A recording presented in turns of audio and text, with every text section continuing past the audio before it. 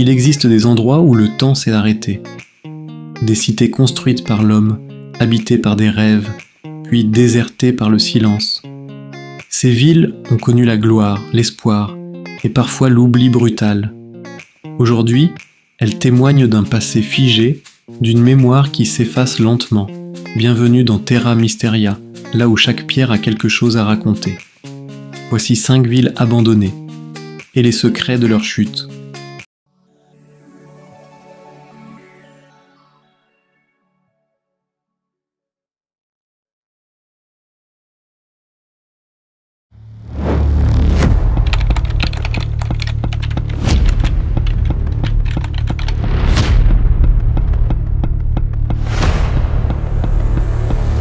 Hashima au Japon, surnommé Gunkanjima, île navire de guerre, Hashima est une île minuscule au large de Nagasaki.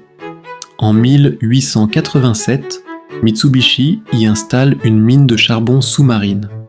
Rapidement, des immeubles en béton surgissent, des écoles, des magasins, des cinémas, tout sur une surface minuscule.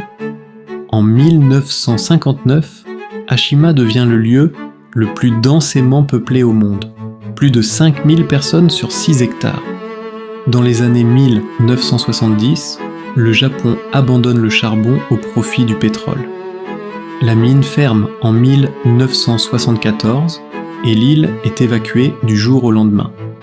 Depuis, Hashima est figée dans le béton, battue par les vents marins. Les bâtiments s'effritent, les couloirs sont vides et la mer murmure les souvenirs d'une vie disparue. Elle est aujourd'hui classée au patrimoine mondial de l'UNESCO.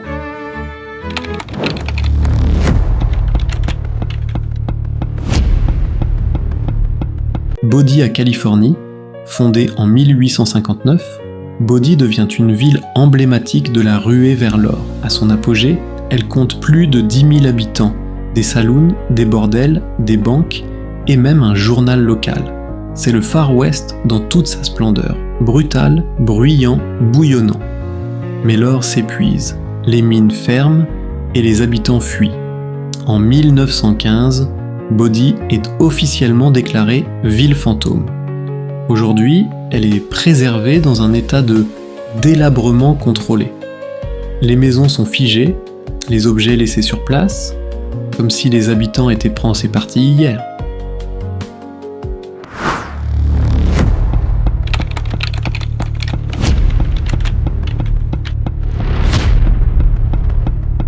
Varosha à Chypre. Dans les années 1970 à 70, Varosha est la station balnéaire la plus luxueuse de Chypre. Hôtel 5 étoiles, plages bondées, célébrités comme Elizabeth Taylor et Brigitte Bardot y séjournent. C'est le symbole du tourisme méditerranéen. En 1974, l'armée turque envahit Chypre. Les habitants fuient, pensant revenir. Mais la ville est placée sous contrôle militaire et interdite d'accès. Depuis, les gratte-ciels sont vides, les plages désertes, et les tortues pondent là où les touristes bronzaient. Varosha est une ville figée dans un conflit, un luxe abandonné à la végétation.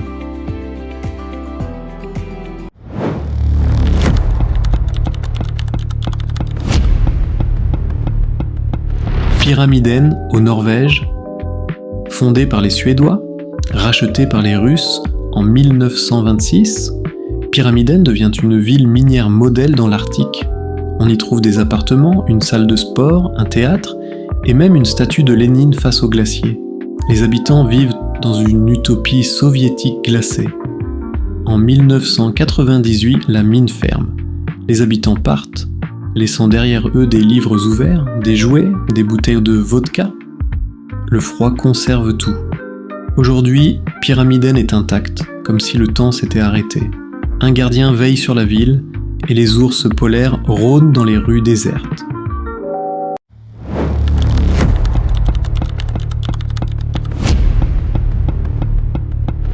Détroit, États-Unis. Au XXe siècle, Détroit est le cœur industriel des États-Unis.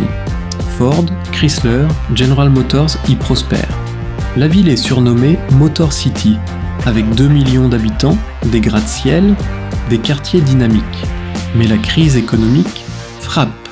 Les usines ferment, le chômage explose et l'exode urbain commence. En 2013, Détroit déclare faillite. Des milliers de bâtiments sont abandonnés. Des quartiers entiers désertés.